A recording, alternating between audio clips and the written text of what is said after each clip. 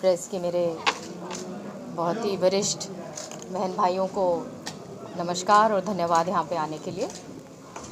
हमारे लिए एक बहुत गौरव की बात है कि स्वयं प्रधानमंत्री जी पानीपत में आएंगे और उन्होंने पहले भी पानीपत की ऐतिहासिक भूमि चुनी थी। बेटी बचाओ बेटी पढ़ाओ उन्होंने यहाँ से लॉन्च किया और उसी को आगे बढ़ाते हुए अब सखी योजना लॉन्च कर रहे हैं और ये हम लोगों के लिए एक बहुत उत्साह की बात है। पूरे प्रदेश में एक ख़ास तौर पे हमारा जो महिला वर्ग है, हमारी माताएं बहनें हैं, बहुत खुश हैं और कि इतनी बड़ी सौगात स्वयं प्रधानमंत्री जी देने आ रहे हैं, जिनका नाता हमारे प्रदेश से बहुत गहरा रहा है। एक अटूट रिश्ता उन्होंने हरियाणा के साथ हमेशा रखा और जब भी कोई बात होती है तो वो स्वयं आते हैं और ऐसी ऐसी सौगात हमारे प्रदेश को दे के स्वयं जाते हैं। महिला बाल विकास विभाग क्या नया करने जा रहा है आपके नेतृत्व में, क्योंकि आप युवा हैं, आपको जिम्मेदारी मिली है? ये मैं धन्यवाद करती हूँ अपने लीडरशिप का, हमारे माननीय प्रधानमंत्री जी का, चीफ मिनिस्टर साहब का, माननीय मनोहर लाल जी का, जिन्होंने मुझे ये मौका दिया है और ज़मीन पर काम करने के लिए डायरेक्टली हमारी माता और बहनें आगे बढ़ें, हर रूप से वो और भी सशक्तिकरण हो। पोषण एक बहुत बड़ा इसमें एक कंपोनेंट है, जहाँ पे हमारी माताएं बहनें, हमारे जो बच्चे हैं, उनके खान पीन की जिम्मेदारी आंगनवाड़ी के तहत पूरी करी जाती है। और इसमें एक पहल करते हुए कि सबसे पहले की सारी जो सूची जो पोषण के लिए जो आते हैं, जो सरकार इतना कुछ भेजती है, उसकी तमाम सूची एक बोर्ड के ऊपर होनी चाहिए हर गांव में, ताकि गांव वाले भी निगाह रख सकें कि ज़मीन करने का आह्वान कर रहे हैं। किस तरह देखते हैं, क्या कुछ कहना चाहेंगे? अलग अलग जत्थों के साथ रवाना होंगे। देखिए, किसान हमारे प्रदेश की रीढ़ की हड्डी है। ये एक कृषि प्रधान प्रदेश है और हमारे सरकार ने खुद, माननीय प्रधानमंत्री जी ने ऐतिहासिक फैसले लिए हैं किसानों के हित के लिए। हमारा एक मात्र यही एक प्रदेश है जहाँ पे 24 फसलों के लिए MSP दी जा रही है किसानों को और एक एक दाने की खरीद हो, ये माननीय चीफ मिनिस्टर साहब का दिशा निर्देश उन्होंने शुरू से ये दिया है।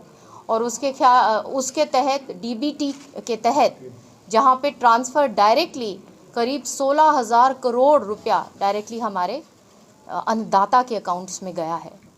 तो ये वो सरकार है। हम चाहते हैं कि हमारे किसान भाई जो हैं वो अपने आप को आर्थिक रूप से मजबूत वो समझें और हों, और उसी के लिए हम सब की सब प्रतिबद्ध हैं। मंत्री जी, जब कार्यक्रम पानीपत में किया गया था, माननीय प्रधानमंत्री का नेता नहीं सुना है, कांग्रेस लगातार रसातल की तरफ जा रही है और आप भी, चूंकि आपका परिवार भी कांग्रेस के प्रति प्रतिबद्ध था, क्या कारण है कि कांग्रेस से मोह भंग हो गया?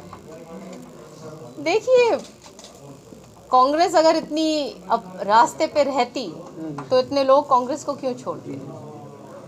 और ख़ास तौर पे वो लोग जिन्होंने अपना जीवन लोगों के लिए दिया, काम के लिए, लोगों ने बहुत प्रेम आदर दिया, काम किया, और आज के दिन कांग्रेस खड़ी हुई है, अपने आप को कटघरे में खुद ही उन्होंने खड़ा किया है, क्योंकि सही समय पे कोई डिसीजन नहीं ले पाते और आपस में उलझे रहते हैं और लोगों के काम से दूर होते गए।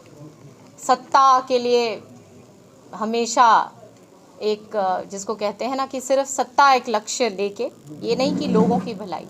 जहाँ जहाँ जो लीडर्स थे उनको स्ट्रॉन्ग नहीं किया और सिर्फ पिता पुत्र की बात रह गई। तो ये इस प्रकार से जब बात आ जाती है तो पार्टी को खामियाजा भुगतना पड़ता है और बार बार लोगों ने कांग्रेस को, चाहे वो सेंटर में हो चाहे वो स्टेट में हो, विपक्ष में बिठाया। मंत्री चुनाव से पहले कहा जा रहा था कि एक तरफ हुड्डा ग्रुप है और एक तरफ SRK ग्रुप है। के ग्रुप तो आ गया बीजेपी में, SR से बात चल रही है।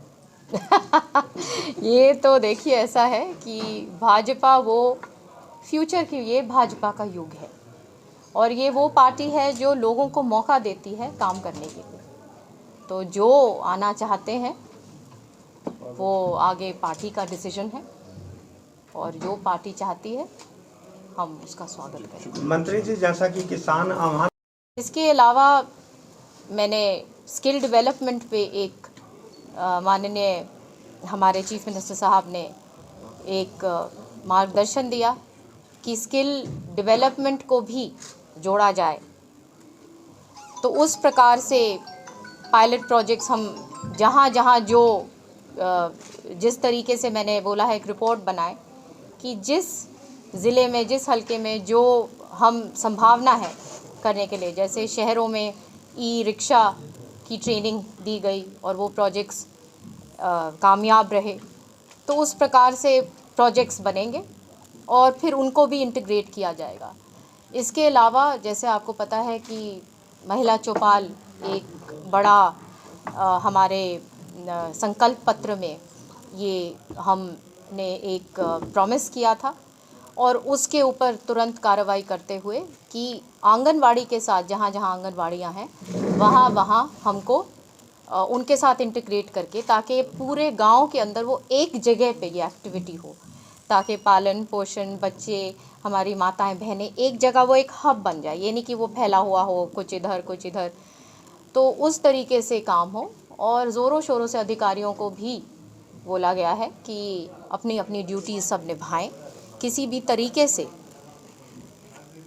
कोई कमी नहीं आनी चाहिए। जो अच्छे काम करते हैं उनको बहुत हम अप्रिशिएट भी करते हैं और जो काम जो ग्राउंड स्तर पे नहीं होगा और मेरे निगाह में वो चीज़ जब आएगी तो फिर उसके ऊपर कार्रवाई। बच्चों के पौष्टिक आहार में कुछ और ऐड ऑन करने की आप सोच रहे हैं, क्योंकि बच्चों में डेफिशिएंसी बहुत है विटामिन की आजकल देखने जी को मिल रहा है। जी जी, खास तौर पे मैंने अभी ही आते ही मैंने कहा है कि विटामिन डी हमारे बच्चों के लिए और हमारी महिलाओं के लिए, क्योंकि ये एक ऐसी चीज़ है जो डेफिशिएंसी रहती है और उसमें हेल्थ का, क्योंकि ये एक हेल्थ रिलेटेड चीज़ है, तो अभी हेल्थ के जो वो पूरा की इसके ऊपर रिपोर्ट बना रहे हैं और मुझे वो सबमिट करेंगे कि किस तरीके से ये जो एक उसके फॉर्म में जिसको कहते हैं ना खाने के लिए विटामिन डी जो है उस फॉर्म में, ताकि हम दे सकें। मंत्री जी, बच्चे भारत का भविष्य होते हैं, लेकिन अगर रेड लाइटों की बात करें तो वहाँ पे भीख मांगते छोटे बच्चे 10 से 5 साल के नज़र आते हैं, गाड़ियाँ साफ करते नज़र आते हैं। इसमें आप क्या कहेंगे? देखिए, सरकार प्रतिबद्ध है कि हमारे बच्चों के लिए बहुत सारी स्कीम्स हैं और ख़ास तौर पे जो जहाँ तक ये जिसकी आप बात कर रहे हैं, काम हुआ है, आगे भी काम की ज़रूरत है, क्योंकि ये सशक्तिकरण का एक हिस्सा है कि सारे के सारे जो लोग हैं, जो इतनी सारी जो स्कीम्स बनी हैं, उनका लाभ हमारे लोगों तक पहुँचे।